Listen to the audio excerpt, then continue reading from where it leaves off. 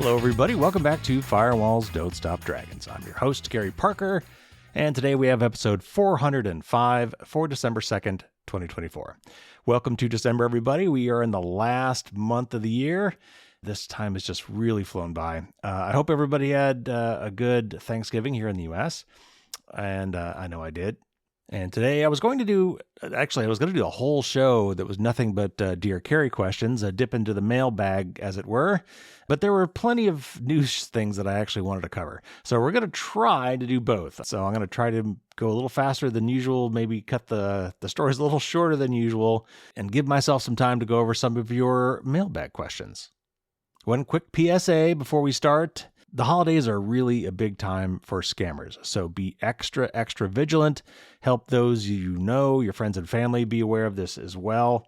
Be wary of like a common scam around now is like fake delivery notices, like, hey, we delivered this really expensive thing, or it's on the way. Click here if you have any problems with that. Something you didn't order, or we had trouble delivering something. Click here to fix the problem, and they'll ask you for personal information, maybe even ask you for money. Fake invoices, virus reports, and other notifications of computer or account problems.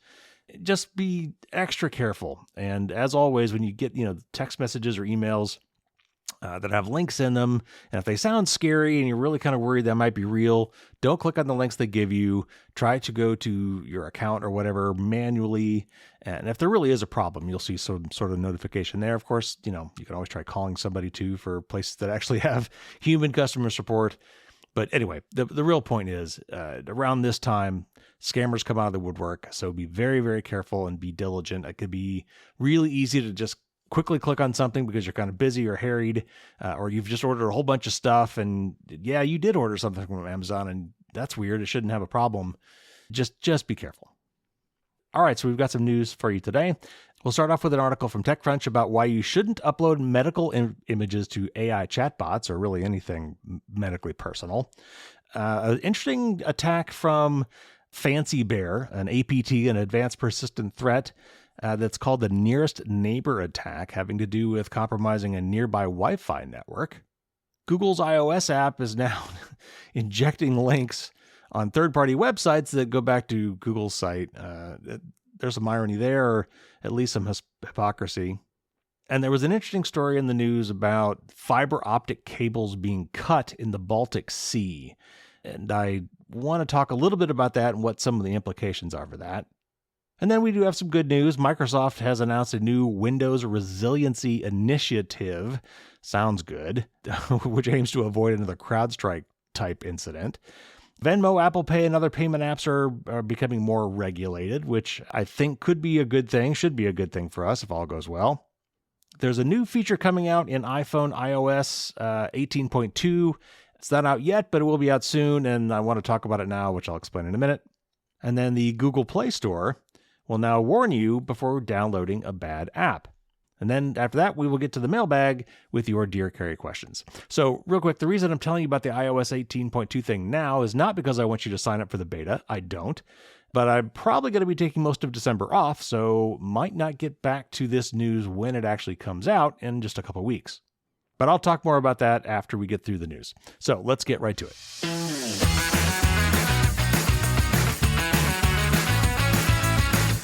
All right, first up, this is from TechCrunch. Just good information, good PSA, public service announcement for dealing with personal information on chatbots. This one is specifically about medical images, but it really applies to just about anything medical and personal. So here we go. Here's a quick reminder before you get on with your day. Think twice before you upload your private medical data to an AI chatbot. Folks are frequently turning to generative AI chatbots like OpenAI's ChatGPT and Google's Gemini to ask questions about their medical concerns and to better understand their health. Some have relied on questionable apps that use AI to decide if someone's genitals are clear from disease, for example. And most recently, since October, users on social media site X have been encouraged to upload their X-rays, MRIs, and PET scans to the platform's AI chatbot Grok to help interpret their results. Medical data is a special category with federal protections that, for the most part, only you can choose to circumvent. But just because you can doesn't mean you should. Security and privacy advocates have long warned that any uploaded sensitive data can then be used to train AI models and risks exposing your private and sensitive information down the line. Generative AI models are often trained on the data that they receive under the premise that the uploaded data helps to build out the information and accuracy of the model's outputs. But it's not always clear how and for what purpose the uploaded data is being used or with whom the data is shared, and companies can change their minds. You must trust the companies largely at their word. People have found their own private medical records in AI training datasets, and that means that anybody else can, including healthcare providers, potential future employers, or government agencies. And most consumer apps aren't covered under the U.S. healthcare privacy law, HIPAA, offering no protections for your uploaded data. Ex-owner Elon Musk, who in a post encouraged users to upload their medical imagery to Grok, conceded that the results from Grok are quote-unquote still early stage, but that the AI model, quote, will become extremely good, unquote. By asking users to submit their medical imagery to Grok, the aim is that the AI model will improve over time and become capable of interpreting medical scans with consistent accuracy. As for who has access to this Grok data, it isn't clear. As noted elsewhere, Grok's privacy policy says that X shares some users' personal information with an unspecified number of quote-unquote related companies. It's good to remember that what goes on the internet never leaves the internet. So yeah, chatbots are really cool. I use OpenAI a lot, but I don't send personal information to OpenAI. It's just not a good idea. All of these AI systems are desperate to get more data, and so most of them will take the data that you provide it when you're doing these chat conversations or whatever, or uploading images, will then use this data to train itself in the future, and it's quite possible that that information could come out again at some later point. The problem with a lot of these AI systems is there really are black boxes. Like even the people creating these systems don't really know how they work and can't explain it. But you have to assume that if you're training an AI system on a certain set of data, that data could come back out at some point. And if it's tied to you and it's personal medical data, that could be a very bad thing. All right, next up, this is from Dark Reading, and it's about an interesting new type of attack, attacking a company via a nearby Wi-Fi network. A sophisticated cyber espionage attack used by notorious Russian Advanced Persistent Threat, or APT, called Fancy Bear at the outset of the current Russia-Ukraine war demonstrates a novel attack vector that a threat actor can use to remotely infiltrate the network of an organization far away by compromising a Wi-Fi network in close proximity to it. Fancy Bear, which is also called APT-28 or Forest Blizzard, different organizations give these things different names, so it gets confusing. But anyway, it's got multiple names, breached the network of a U.S. organization using this method, which the researchers at Velexity are calling a nearest neighbor attack. And this is a quote from a Velexity research report from several members of the team saying, quote, "The threat actor accomplished this by daisy-chaining their approach to compromise multiple organizations in close proximity to their intended target, Organization A. This was done by a threat actor who was thousands of miles away and an ocean apart from the victim," unquote. The attack involved Fancy Bear performing credential stuffing attacks to compromise at least 2 Wi-Fi networks in close proximity to the target. The attacker then used credentials to compromise the organization, since credential stuffing attacks alone couldn't compromise the targeted organization's network due to the use of multi-factor authentication, or MFA, according to Velexity. And another quote here from the researchers' report, quote, "However, the Wi-Fi network was not protected by MFA, meaning proximity to the target network and valid credentials were the only requirements to connect," unquote. Ultimately, the investigation revealed the lengths a creative, resourceful, and motivated threat actor is willing to go to in order to achieve their cyber espionage objectives. During the course of a lengthy investigation, Velexity worked with not only the targeted organization, but also connected with 2 other organizations, aka Organizations B and C, that were breached to eventually reach the target. Ultimately, Velexity discovered an attack structure to breach Organization A that used privileged credentials to connect to it via the Remote Desktop Protocol, RDP, from another system within Organization B's network. Another quote from the report, quote, "This system was dual-homed and connected to the internet via wired Ethernet, as it also had a Wi-Fi network adapter that could be used at the same time. The attacker found this system and used a custom PowerShell script to examine the available networks within range of its wireless, and then connected to organization's A enterprise Wi-Fi using credentials they had compromised," unquote. Moreover, the APT also used two modes to access Organization B's network to gain intrusion to the ultimate target, the researchers discovered. The first was using credentials obtained via password spraying that allowed them to connect to the organization's VPN, which was not protected with MFA. Velexity also found evidence that the attacker had been connecting to Organization B's Wi-Fi from another network that belonged to nearby Organization C, demonstrating the daisy chain approach to the attack, the researchers wrote. Because the attack highlights a new risk for organizations of compromise through Wi-Fi, even if an attacker is far away, defenders need to place additional considerations on the risk that Wi-Fi networks may pose to their operational security, treating them with the same care and attention that other remote access services, such as virtual private networks or VPNs. Recommendations for organizations to avoid such an attack include creating separate networking environments for Wi-Fi and Ethernet wired networks, particularly where Ethernet-based networks allow for access to sensitive resources. They also should consider hardening access requirements for Wi-Fi networks, such as applying MFA requirements for authentication or certificate-based solutions. So let me kind of explain what happened here. Fancy Bear, who is a Russian group, wanted to attack some organization somewhere in the United States and couldn't get into the network remotely. But they figured out that that organization, the physical building of that organization, had a Wi-Fi network, and they figured they could compromise the Wi-Fi network. Well, normally if you're going to compromise a Wi-Fi network, you need to be within Wi-Fi range of that network, which is not that far. It's measured in feet, and they're in Russia. So what they did instead was they found, potentially with some on-ground reconnaissance or maybe just using Google Maps, figured out a building that was nearby to their target building, the building owned by the organization they were trying to hack, and then hacked into their network, found a device in their network that had a Wi-Fi card in it, and then using that computer's Wi-Fi, hacked into the Wi-Fi network of the neighboring organization. And then that got them into the other organization's network. Now, if they got in and played around enough, they might be able to open a back door so they could just get in directly. I'm not sure what happened in this particular case, but the point of this attack is that they kind of use physical proximity and a weak Wi-Fi network setup to hack somebody from a way outside of regular Wi-Fi range.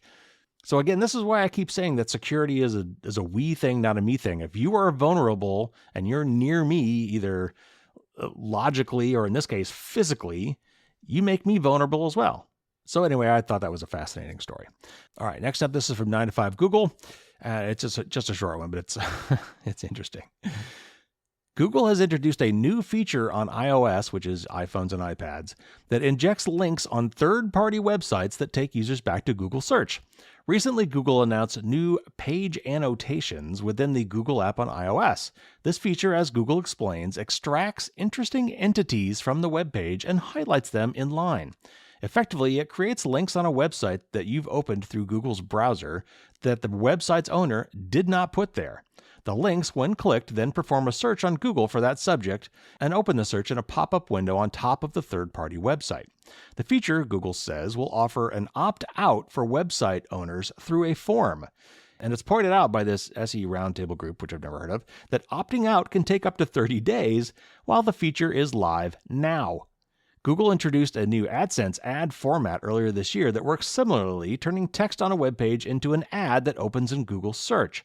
This comes as Google is under intense scrutiny for its hold on the search market, with Google Search being called a monopoly and the US DOJ calling for Google to sell off Chrome, the browser, amongst other remedies. So, yeah, I think it's rather ironic, or perhaps hypocritical, that Google is moving to this Manifest v3, which hobbles the capability of plugins to affect the content of a web page for your security. But Google's browser now alters the web pages without the consent of the sites to further its search and ads business. So anyway, for the love of privacy, please stop using Google's browsers on any device. They've just gotten awful. Google search has gotten awful. The whole thing is just gotten really bad. And I don't see it getting better anytime soon. It will be very interesting to watch what happens with some of this monopoly stuff and going on in various parts of the world. But that will take years to resolve. So anyway, in the meantime, I just recommend you do not use Google Apps if you can help it. All right, moving on. I've actually got two stories I'm going to read for you here about the same incident, and there's a little bit of overlap, so I apologize for that. But they come at it from a couple different angles and have a couple different interesting points. So let me read both of them, and then I'll kind of give you my take. This first one is from Newsweek, and this is about the recent severing of a couple undersea cables in the Baltic Sea. A Chinese bulk carrier, Yiping 3, has been encircled by NATO warships for over a week amid suspicions it deliberately severed two critical undersea data cables in the Baltic Sea. The incident, now under investigation, has drawn attention to maritime security and raised tensions between Beijing and European capitals, according to the Wall Street Journal. European investigators believe the Yiping 3, a 225-meter vessel loaded with Russian fertilizer, dragged its anchor for over 100 miles, cutting cables between Sweden, Lithuania, Germany, and Finland on November 17th and 18th. And a senior investigator is quoted as saying, "It's extremely unlikely that the captain would not have noticed that his ship dropped and dragged its anchor," unquote. The ship, owned by a Chinese shipping company, departed a Russian port on November 15th. Investigators are exploring whether Russian intelligence influenced the captain, potentially making this incident part of a broader pattern of attacks on Europe's critical infrastructure, allegedly orchestrated by Moscow. During its cable-cutting trajectory, the Yiping 3 experienced a quote-unquote dark incident, shutting off its transponder and significantly reducing speed.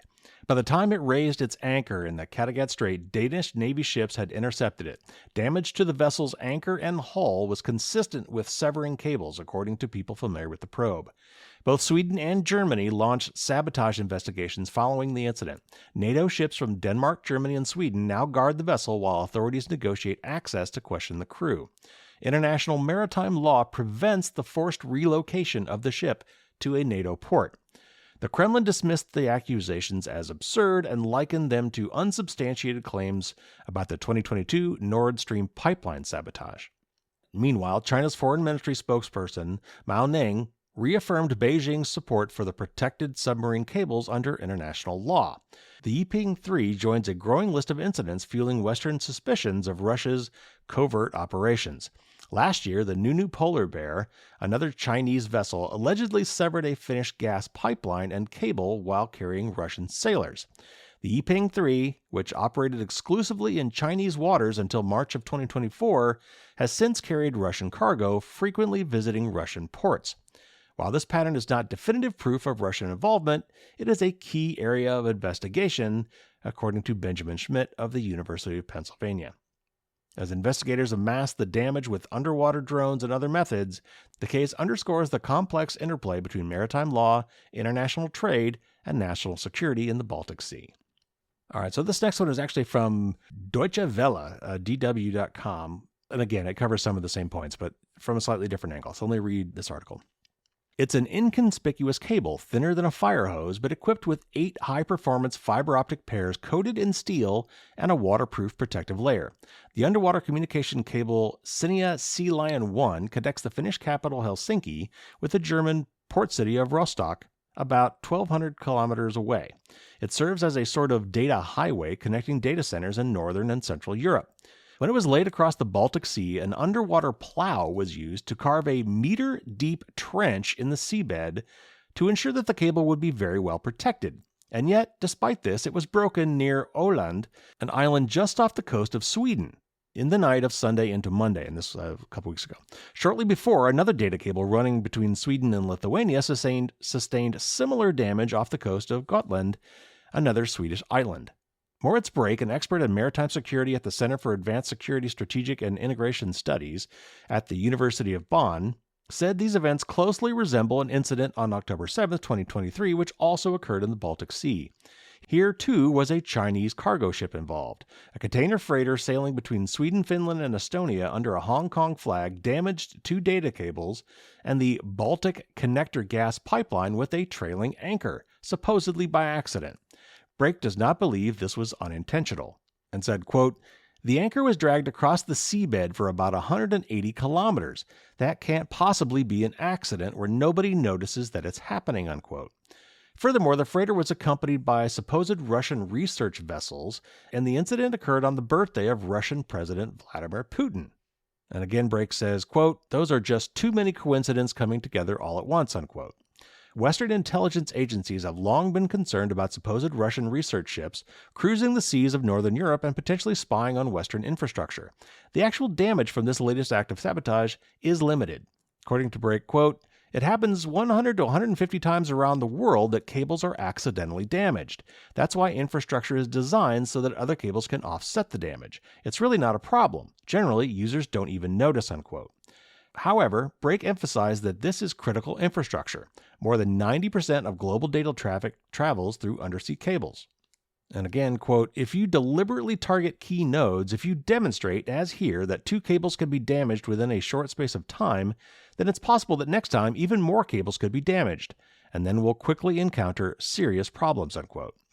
These acts of sabotage also affect our market economies, he said. Investors might be deterred from putting money into maritime infrastructure if protection cannot be guaranteed. These actions also indicate something that should not be underestimated. There is a developing and increasingly close collaboration between not just China and Russia, but also Iran and North Korea. Brake believes that the West is being tested by these acts of espionage, and said, quote, "The question is, how will we react to such an incident? Detaining the ship, NATO channels, information sharing, this is definitely the other side testing our response strategies," unquote. But how can we better protect ourselves against these acts of sabotage? Oceans cover 3/4 of the Earth's surface, and more than 500 data cables now lie in their waters, a total length that would go around the Earth 30 times. Data networks, maritime trade, oil and gas pipelines, all are affected. And as Moritz Brake says, it's impossible to monitor and secure all of them comprehensively and all the time. And another quote from Brake, he says, quote, "The enemy only needs to succeed in one place, while we must constantly protect the entire global system. We can at least strengthen our monitoring capabilities so that we will be able to detect, document, prove, and reveal when other actors are wreaking havoc on our infrastructure. We can show them, if you threaten us somewhere here, we can take countermeasures. Not in the same place maybe, but somewhere else." And finally, he says, "There are aggressors at sea who hope to remain unidentified, and we have to do something about that," unquote. Okay, there's a few different points I'd like to make about this. First of all, the internet is built to be extremely robust. Data can travel multiple different ways to reach its destination, and it does so automatically. If there's a major data pipeline cut or broken somewhere, the internet protocols are built to detect that and route around it, at least if they can. And in most cases, they call it the World Wide Web for a reason. There's a lot of different connections between all these different points. If you just cut one of those connections, there's a lot of other ways around that. It might take a little bit longer.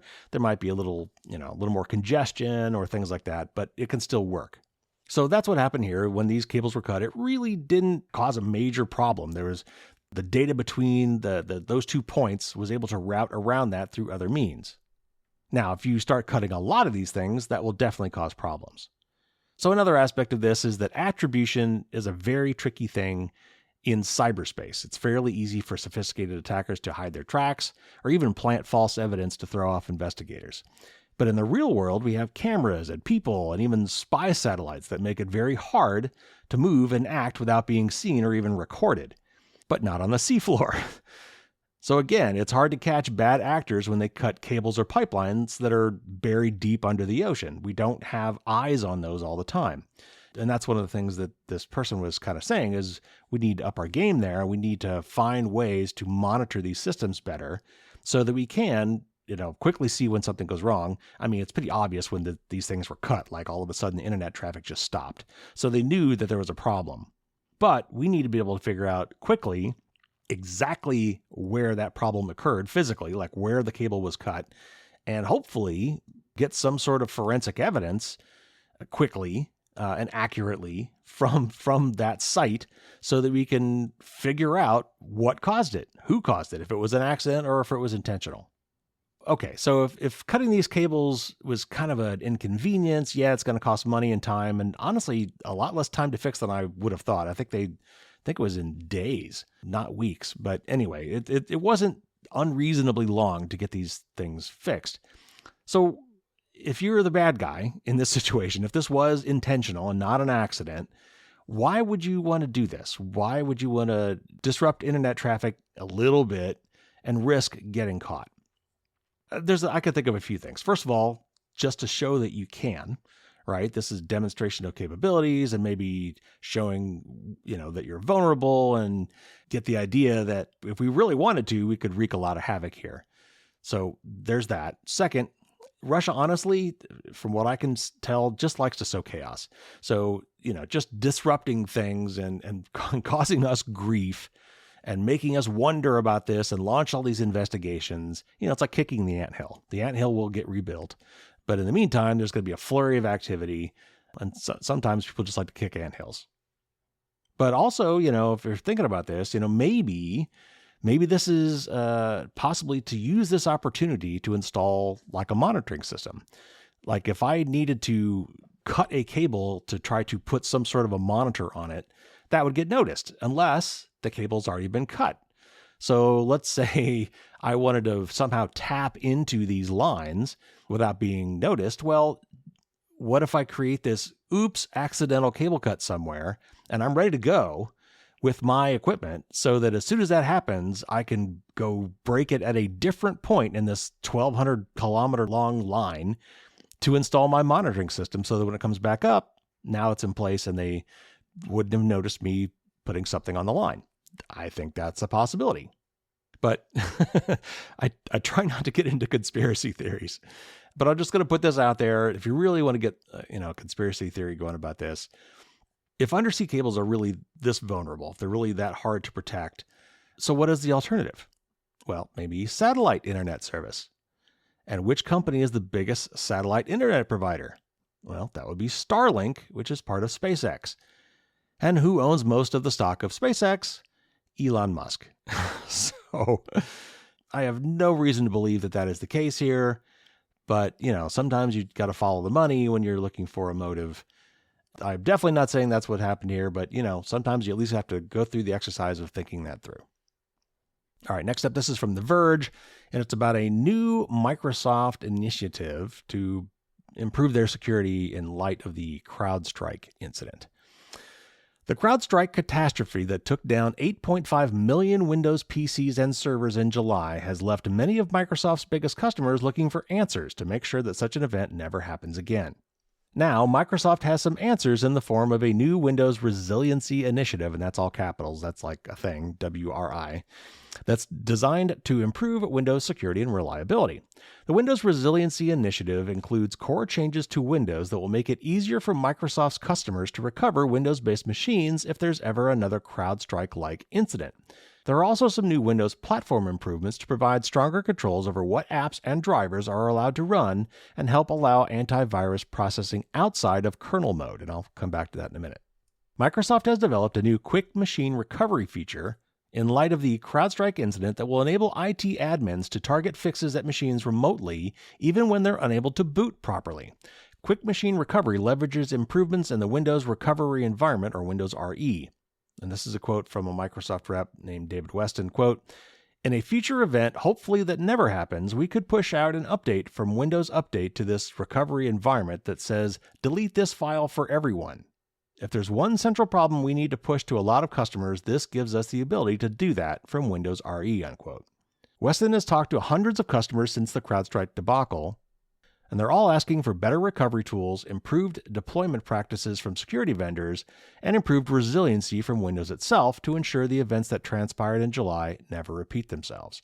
Microsoft is now requiring that security vendors that are part of the Microsoft Virus Initiative, MVI, take specific steps to improve security and reliability. These steps include better testing and response processes, alongside safe deployment practices for updates to Windows PCs and servers, including gradual rollouts and monitoring and recovery procedures.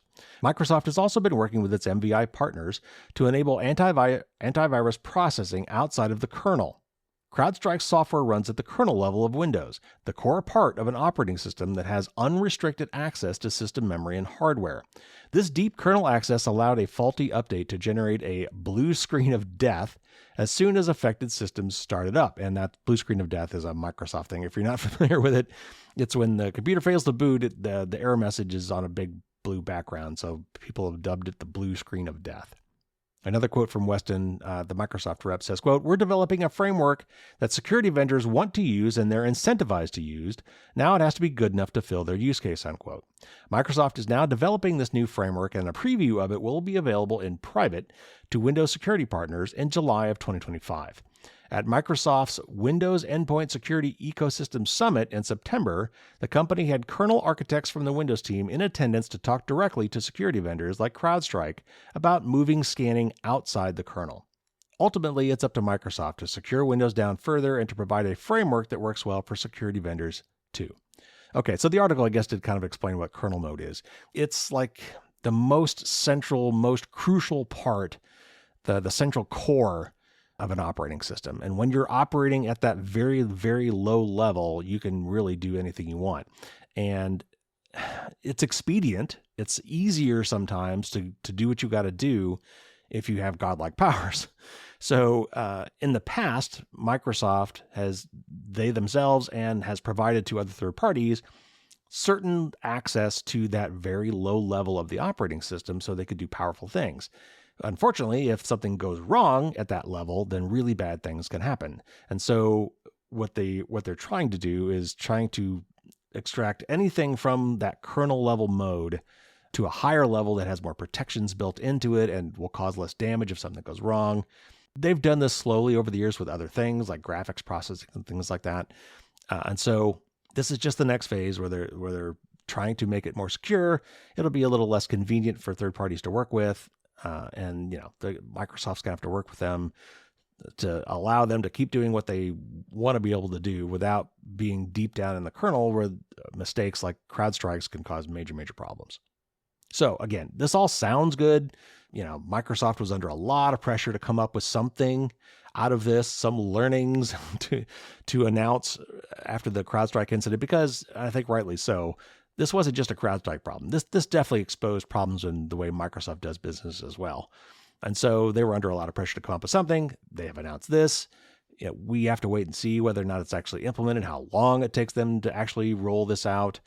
But on the surface, yes, this is a good thing. We'll see if it works. Now, I want to caution you, however, we need to be thinking about this. If this framework gives Microsoft an ability to alter all Windows enterprise systems around the world from a central location, then that would become a prime target for bad guys. So we can't just think about the good uses for this new recovery framework and this new ability to push changes out to all these machines around the world. We also have to consider how that could be abused by a malicious actor, or even, just again, make another mistake that affects millions of systems, just like CrowdStrike did. So while this all sounds good, it could also be abused and cause a similar kind of problem if we're not careful. It's a tricky business. All right, I've got three stories from Lifehacker to finish up. First one, this is about payment apps getting more scrutiny from the government. The U.S. Consumer Financial Protection Bureau, or the CFPB, is expanding its regulatory reach beyond traditional banks to include popular payment apps like Apple Pay, Google Pay, and Venmo. In the grand scheme of things, this move from the CFPB is reassuring for anyone rightfully concerned about privacy, fraud, and other user rights in an increasingly digital financial landscape. But for right now, here's what increased regulations means for you and your Venmo notifications. The CFPB's new rule targets companies processing over 50 million transactions annually, giving the Bureau authority to conduct proactive examinations of these digital payment platforms. CFPB Director Rohit Chopra emphasized the importance of this oversight, stating, quote, "Digital payments have gone from novelty to necessity, and our oversight must reflect this reality. The rule will help to protect consumer privacy, guard against fraud, and prevent illegal account closures," unquote. Simply put, this is a good thing if you're like me and use payment apps on the daily. Now, Payment wallet apps will need to follow federal law just like large banks, credit unions, and other financial institutions already supervised by the CFPB. This sort of proactive supervision can prevent harm by detecting problems early as opposed to investigating scams after the fact. The new regulations promise several key protections for consumers. 1. Enhanced privacy safeguards. Users will likely gain more options to control their personal data with increased restrictions on how payment apps can collect, use, and share their information. Companies will face stricter scrutiny of their data protection practices. 2. Protection against arbitrary account closures. The rule addresses debanking, aka the practice of closing user accounts without sufficient notice or explanation. This provides users with more security and transparency in their digital financial relationships. And 3, fraud and error mitigation. The CFPB will have direct oversight to assess and address risks quickly, including technical outages that could potentially impact millions of consumers' access to funds. The new supervision will go into effect 30 days following publication in the Federal Register. And I've read so many articles like that lately that give a time frame, 30 days after publication in the Register, but they don't say when it's going to be published. Like maybe they don't know, and that's why they say it that way. But I mean, it's like, is that going to be a next week thing? Is that going to be a 2 months away thing? So, that 30 days is kind of meaningless if we don't know when it's going to be published. So anyway, my quick takeaway from this is, again, this all sounds really good. The devil's going to be the details. We have to see what's actually implemented. I'm sure there will be challenges to this new authority. A lot of these companies are going to push back and say, oh, hey, no, you can't have this regulation. It'll kill us, whatever. We will definitely get complaints and there'll be pushback. We'll see how that goes. And, honestly, we have a new administration coming in the U.S. A lot of the people at the top of this organization have publicly said mixed things about how they feel about the CFPB, from wanting to change it to wanting to abolish it. So we'll have to wait and see. But, I think the bottom line is that these payment apps are being used all over the place, and they really do need some oversight. So I'm glad to see, that they're finally getting some scrutiny. All right, next up, this is a new feature coming on iOS 18.2, which we believe is going to happen in the next couple of weeks. And again, since I might not be doing a new show then, I want to make sure you're aware of it now so that when it comes out, you can take advantage of this, because this is a really cool feature. And it also exposes something you might not be aware of. So this article is going to tell you how to do it, in the article, parts of which I've skipped, it assumes that you're going to sign up for the Apple beta program so you can get this right now. I do not suggest you do that. This will be in everybody's hands in a couple of weeks. And that's a probably, because this is kind of speculative from what somebody found digging around in some upcoming beta code. But anyway, just again, in case I'm not doing a new show in a couple weeks, this will tell you how to do it and what it means. When you share photos or videos from your iPhone, you're often also sharing the exact location where the photo was taken. Your iPhone logs the location of each picture by default, which is useful because it allows you to search for photos by location. This feature has helped me quickly find the exact picture I'm looking for, but at the same time, I have no desire to accidentally expose a picture's location when I share it. With iOS 18.2, you'll be able to stop your iPhone from sharing image and video locations by default, although you'll have to do it by app. The new feature also lets you remove captions and choose a default format for photos shared to third-party apps. Here's how to get started. And again, this is for future reference. The feature is available with iOS 18.2, which is in public beta at the time of writing. A stable release is set for December. So you open your iPhone's Settings app, navigate to Privacy and Security, and then Photos. Select any app that has access to your photos, preferably a Messenger or a social media app where you're most likely to want to hide your location information. And then under Private Access, tap Options. Under Include, disable Location and Captions. This will remove location data and captions added through Apple's Photos app when sharing images or videos with the external app. While you're here, you can also select a format that media sent to this app will use. The quote-unquote most compatible option will share photos in JPEG format and videos in H.264 format, while the quote-unquote current option will upload in the same format that the media was saved in. And automatic mode lets iOS choose the best format depending on the app. Finally, repeat this process with the other apps you regularly share photos with to ensure that your location data is safe. At the time of the writing, many apps haven't been updated to fully support this feature, but you can expect that to change in the future. In the meantime, for a more nuclear option, go to Settings, Privacy and Security, Location Services, Camera, and choose Never to stop photos from having your location data in the first place. Okay, I don't really recommend that last one personally, unless you're super uptight about this. I personally find that feature very handy, just like the author of this article did. I really like having that information data in my photos. It really makes organizing and finding photos good. You can do some interesting things like create smart folders that have all the pictures taken at a location. That's kind of cool. So, I mean, it's up to you. I would not personally turn this off all the time. I like using this, but there is an option to do that. A couple things I want to say about this. First of all, this is fantastic. Metadata should always be removed by default when sharing images and files. I think, honestly, it should be the default, and you should be able to go to one place and say, unless I say otherwise, I don't want to include this information when I share these photos with other people in chats or social media or whatever. I'd like the ability to do it on a case-by-case basis, but I think generally we should not be doing this. And by the way, I remember reading in the past that like Facebook, I think in particular, if you were to upload a photo that does contain this kind of metadata, it would strip that information off before actually posting it to your timeline, for example. But I'm also pretty sure that Facebook still looks at that information, probably retains that information, and just makes sure that the people that are, watching your pictures don't get it. But I would totally assume that they were using that information for their own purposes. So another thing that this article brought up for me was, I was familiar with embedding location data in photos. Photos typically come with metadata on how the image was taken, a lot of camera settings and so forth, and that was expanded to include latitude and longitude, the location. It's called Exchangeable Image File Format, or EXIF, E-X-I-F, and that's been around for a really long time. You can usually view this information, this metadata, by right-clicking on an image file on a desktop computer and finding properties or info or something like that. It's not as easy to do on a smartphone. If you're looking at an image, there might be a little info button or something you can click on that would get you that stuff. However, I wasn't aware of the capability to embed captions, so I looked it up. And it turns out it's used mostly by professional photographers and photojournalists. And there's another type of metadata that can be attached to pictures, or actually other kinds of files too, called International Press Telecommunications Council, or IPTC. And there's like two flavors of this. One is Information Exchange Model, or IIM. And then there's a newer one called XMP, which is Extensible Metadata Platform. So they're kind of two flavors of this metadata. And this can be used for non-photo files too, like video and audio, but also PDFs and certain other things like Microsoft Office files can have this data attached as well. So from what I can tell, iPhones and Android phones don't appear to add this IPTC data to photos using the built-in camera apps, and also won't show it to you using those apps.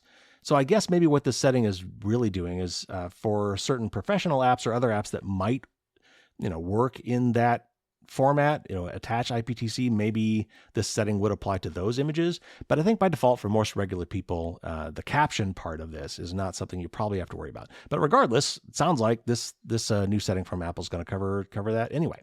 So anyway, that's really cool, and I learned something, and hopefully now you did too.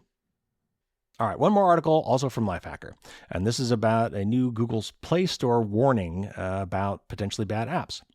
Not all apps are created equal. For every incredible must-have app on the Play Store, there are dozens of low-effort, ad-ridden, useless options as well. There's a lot you can do yourself to avoid these shovelware apps as you peruse the Play Store.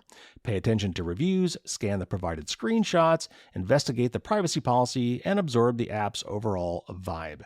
This is not foolproof, however. No matter who you are, eventually you download an app you think is interesting only to open it and find another program you have to delete. As it happens, this responsibility might not all be on you going forward. Android Authority recently investigated version 43.7 blah blah blah of the Play Store app and found something interesting. Google might soon tip you off whenever it thinks an app is a poor choice. The site found 3 messages Google is working on sharing with users whenever it detects one of these mediocre apps. And here are the 3 messages it found. 1. This app is frequently uninstalled compared to similar apps on Play. 2. Play has limited user data about this app. And 3. This app has few active users compared to others on Play. As you can tell from the messages themselves, Google is working off a few pieces of evidence here. The company is looking at how many uninstalls the app has against other apps in this particular category, the amount of user data available for the app or lack thereof, and how many active users this app has when compared to others like it. According to Android Authority, these messages won't appear as alerts when you tap on the Play Store page for a given bad app. Instead, the message will be displayed in line with the rest of the details about that app. So as you browse the page, you'll see a summary of the app from the developer, the app safety, ratings, and review of the app, and a tag that subtly suggests that this app isn't worth your time at all. Because these metrics aren't necessarily smoking guns that the app is trash, it makes sense Google wouldn't blast these alerts whenever people access the app's page. Instead, it's a helpful warning for potential users to keep an eye out before taking the plunge on an app. Useful for avoiding wasted time, but also critical for avoiding wasted money if the app charges a fee. None of this is currently live. Android Authority discovered these messages within the code of this version of the Play Store, not with the actual Play Store pages themselves. It's possible Google might never actually take off with this feature, although there's precedent to think they might. The company recently rolled out live threat detection for Google Play Protect, a feature that looks for potentially malicious apps on your phone. If detected, the system pings you about the suspected app, so you can evaluate whether or not it actually seems like a threat. Whether it's for identifying malware or simply save you from a useless app, I'm all for Google investing resources into these types of warnings for users. Let's hope other players in big tech follow suit.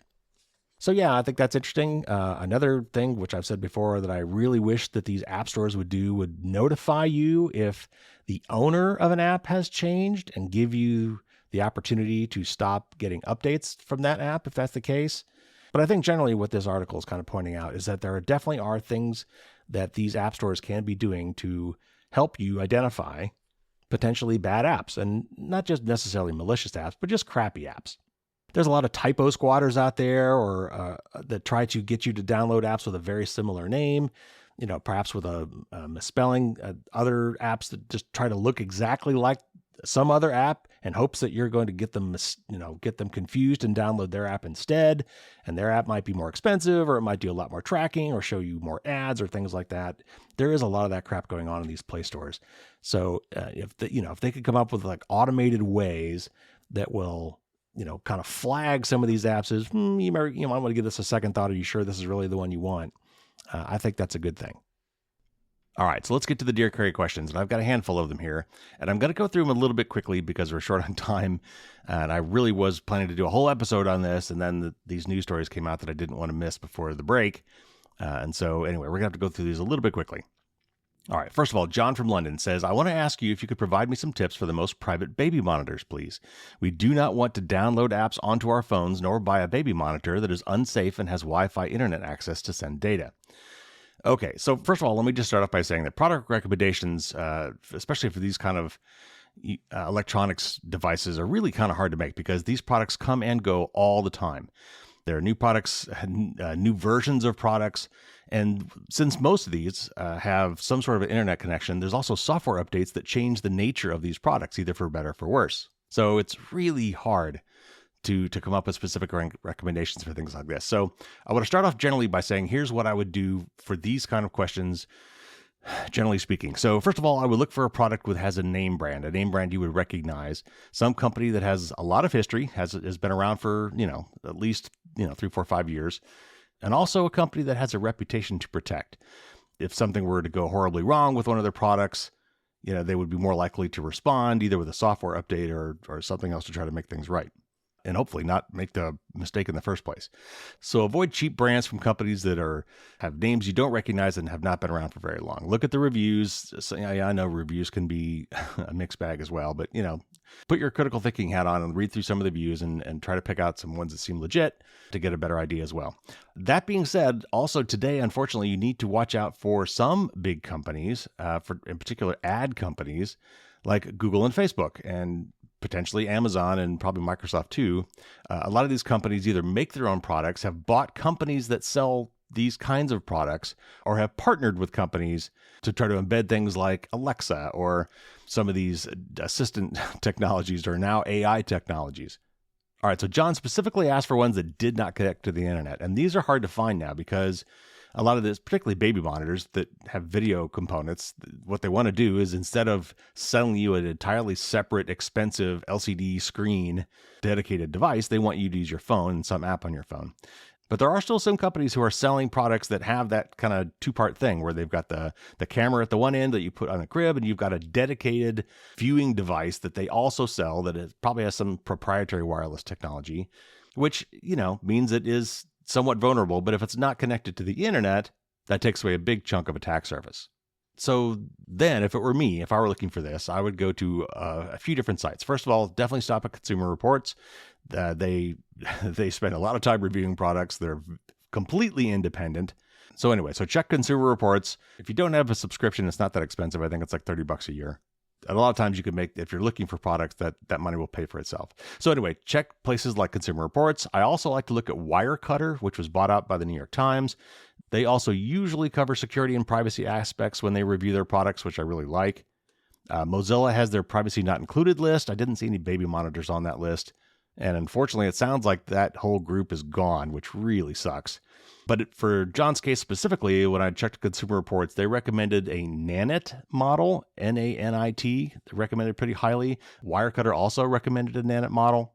But they also had one from a company called BabySense that did have a dedicated viewing device. So that sounds like, and I didn't look into this too long, but it sounds like that is not an internet-based one. It's a proprietary wireless protocol that they use, and they sell both the camera and the monitor screen. So, John, there's some recommendations for you there. One more thing I will float is that if you're looking for stuff that does video, webcams in general, you don't have to necessarily get a baby monitor. There's lots of indoor Wi-Fi webcams you can get. I tend to like some of the ones from Eufy, E-U-F-Y, and I don't know if that's how you pronounce it, but that's how I pronounce it. They work with Apple's HomeKit Secure Video Tech, which is a more secure version of video for webcams than a lot of the other cameras out there. So, all right, we got to move on.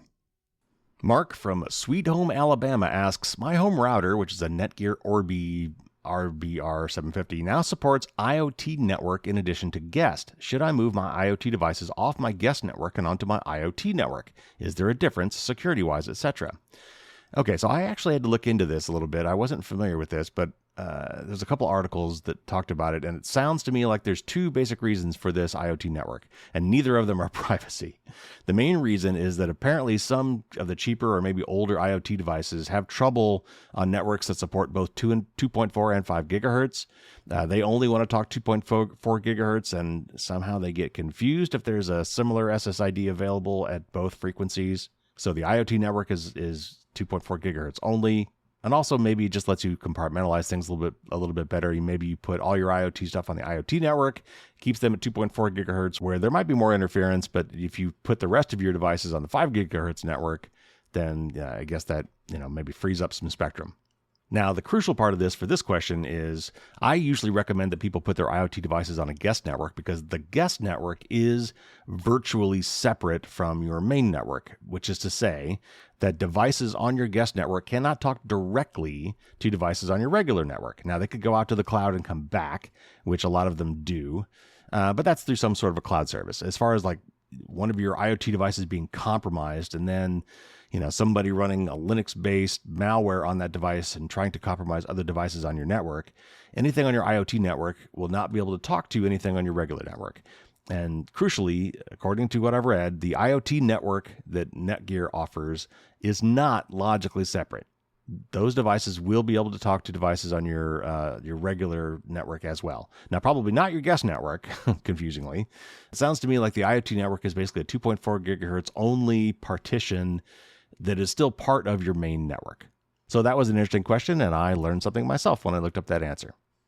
Tony from Virginia asks, my question is in reference to the Ars Technica article you highlighted entitled, Your TV Set Has Become a Digital Billboard. Why can't the home entertainment marketplace simply circumvent this monitoring and marketing scheme by insisting upon large, like 60 to 80-inch 4K computer monitors that can be wall-mounted and integrated with Dolby's surround sound technology to stream content from a VPN-protected firewalled PC? Am I underthinking the threat of clandestine monitoring, illicit data collection, and invasive marketing? Thanks for taking my question. Okay, so what Tony is basically describing here is how could you get a dumb TV? We talked about smart TVs being digital billboards because they want to serve you ads, but a lot of them are also tracking you and paying attention to what you watch. It's kind of a privacy nightmare. And so where can one go just to get a dumb TV? I don't even know if they still sell them, to be honest, because this is a marketing thing. This is how a lot of these companies who are selling these hardware devices at or maybe even below cost are making their money back through monetizing your data. So a couple things real quick on this. First of all, computer monitors can be used kind of as dumb TVs. You can, if they've got an HDMI input or something like that, you can push TV content to them. but they're a little bit different. Like computer monitors are optimized for different types of video inputs and formats. The refresh rate, the color schemas, if you really want to get into it, how they handle HDR content and things like that. Also, a lot of those monitors don't have a remote control. And then, of course, like Tony was saying, monitors don't really come in huge sizes like 55 inches and up. And honestly, the reason I don't think we have dumb TVs is pretty much what I just said. The marketplace actually favors ads and tracking. It's where they make some money. Most people have no idea how bad the tracking and data monetization have gotten, which is why I've been telling you about it. So they don't demand these changes or figure that saving a couple $100 is worth seeing ads on my home screen and not taking into account the tracking part. It's also worth noting here that a VPN, if you were using it, wouldn't really help in this case. A VPN would hide your traffic from your ISP, for example, and they probably are paying attention to what you're doing on the internet connection, but it won't really block your TV from reporting your viewing habits. As long as your TV can talk to the internet, it can report on you, which is why I never connect my TVs to the internet. Now, if you had a firewall in place, you might be able to configure it such that it would block some of this outgoing telematics and information being reported back to the mothership, but you'd have to know where it was going and know how to block it. Or someone else would, and you'd have to use one of their block lists. And if your TV actually somehow had a VPN built into it, like by the manufacturer, that could actually prevent your firewall or DNS from blocking ads or any of this tracking. It would bypass that. So anyway, the upshot is it's really hard to get a dumb TV today, and honestly, the easiest way to do that is just never give it access to the internet. All right, one more question. This is from Calvin from Florida. I recently read your book and it motivated me to clean up my online presence. Thank you.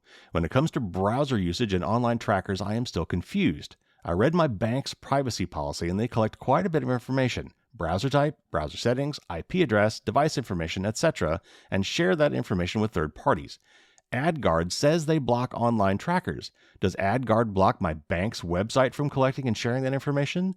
Or are they talking about different types of trackers? For reference, I use Safari with Private Relay and have the AdGuard for Safari extension installed. Thank you for your book. I am far more at ease because of it. Well, that's great to hear. Thank you, Calvin. So first of all, if you're going to use Safari, which is, a pretty decent browser with respect to privacy, those are the right settings. You definitely want to have an ad blocker. I'm not sure if I'd go with AdGuard personally. I like uBlock Origin, but I've heard good things about AdGuard as well. And also, Private Relay is great. That actually is kind of a Tor light kind of a thing. It does help to hide your IP address wherever you go. So those are good settings. But it's important to note that most ad and tracker blocking is about third-party blocking.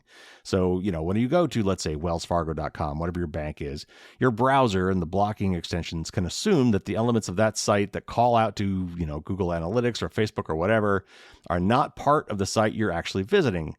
So it's easy to kind of denote them as third-party. But when the site you're visiting, the first-party site, collects information about your browser and your IP address and so on, that's really hard to block. I mean, because it's the first party, your browser really has no way to block that without blocking the whole site. I mean, technically speaking, if you really knew the site and you knew that certain parts of the site were tracking and certain parts were not, you could try to block those certain parts, but it gets really tricky when it becomes a first party doing the tracking.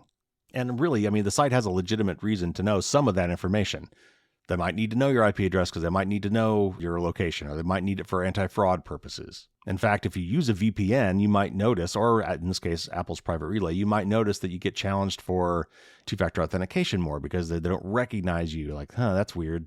Carrie usually doesn't log in from that IP address. And these websites also want to serve you up the best experience with the best looking page. And so they might want to know if you're on a mobile device or on a desktop computer and how big your screen is and things like that. So that's why a lot of these features were actually there in the first place. Now, they could also use this stuff to fingerprint you, but if you're logging into your bank anyway, they obviously know that it's you, so it's not really an issue there.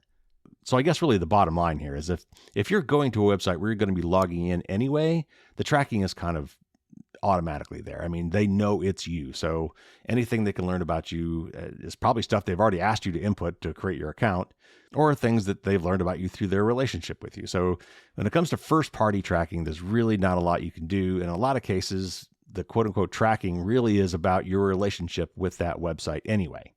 Now, I do find it odd that your bank says they may share some of that information like browser settings and browser types with third parties. Who knows why they're doing that? But a lot of these websites, even ones you have relationships with, even ones that you pay money for, are still looking for ways to make more money.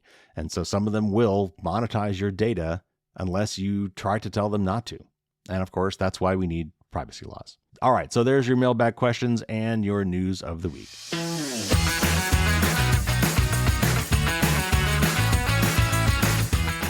All right, everybody, that will do it for this week.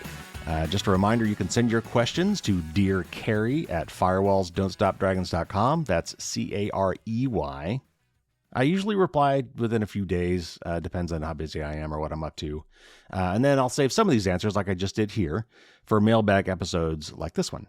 And just as a reminder, when you send me a question, that will also put your name in the hat for a monthly free book giveaway. All right, so my top patrons this week will get their Merlin's Musings episode on Thursday, as usual. I think I'm going to talk about metadata this week, dig into a little bit more how it works and how to find it and how to edit and delete it. So as I was doing the story on that this week, I thought, that'd be a fun topic to cover. So I think that's what I'll cover this week on Merlin's Musings. And by the way, for those of you who are not patrons, Merlin's Musings is a bonus podcast for my top tier patrons, and it tends to be more technical, sometimes even more personal. And I gave it a generic title because I wanted to kind of make it an open-ended thing and kind of cover whatever happens to be interesting to me at the time. And again, it tends to be a little more technical, a little deeper. So if you ever do become a patron, by the way, you will get access to the entire back catalog of all these bonus podcasts. And there's quite a few of them now. I think over 150 at this point. So I guess I'll take a moment here to talk about the ongoing patron promotion that I've got. It's something that I'm going to do at least until it runs out. And that is, I have talked to Proton, Malwarebytes, and Safing, who makes Portmaster, and I've gotten coupons from each of them that I can give away, and I put them in what I'm calling a virtual treasure chest. And anybody who signs up to be an annual patron, paid yearly in other words, at Knight Errant level or above, gets to dip into the treasure chest and pick out a free coupon, which basically subsidizes your bump up to one of the higher levels. So if that's something you never think about, you go to patreon.com and look up Firewalls Don't Stop Dragons. You'll see all the perks there. And there are quite a few. You get some podcast previews. You get a little sneak peek at what's coming up. We've got an InfoSec book club where I try to find, fun, interesting books on security and privacy. Of course, the bonus podcast content. There's also a private Discord server where you can chat with me and other patrons. And at the higher levels, I actually send out a list of all the candidate articles, all the ones I considered doing for the news, and there's always way more than I can actually cover. So in a way, you actually get kind of a curated list of some top privacy and security stories as well. So lots of perks. Go to patreon.com to check that out. All right, so looking ahead, next week will be my interview with the guys from Easy Opt-Outs. We'll be talking about deleting or at least suppressing your data from people search sites and some of the bigger data brokers.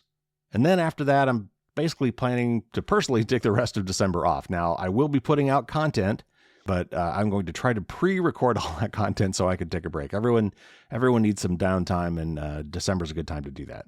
So I'm going to be doing a couple best of shows. There'll be a show that'll be some of the best clips from the last year from the interview shows I've done.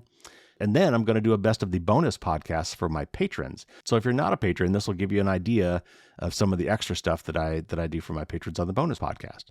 And then I think I'm also going to dust off an old interview, a classic interview, since I've been doing this for almost 8 years now. Go back and pick out a really good one from the past that you may have missed unless you've been around a really long time. And then that'll get us through the end of 2024, and I'll be back. We'll be talking about New Year's resolutions, a Data Privacy Day, and I've got a lot of other great interviews coming down the pipe. So if you haven't already, subscribe, and then you won't miss any of that. So in the meantime, since I'm not going to be doing the shows on a weekly basis as usual, if there's any urgent news around privacy or security, I will be posting that on my social media. So if you haven't already, you might want to follow me on Twitter or Blue Sky or Mastodon. That's usually where I post that information. Go to fdsd.me/contacts, plural, and you'll see my social media information there. All right, that'll do it this week. Thanks for hanging in there. Take care, everybody. Stay safe out there. And until next time, as always, don't get caught with your drawbridge down.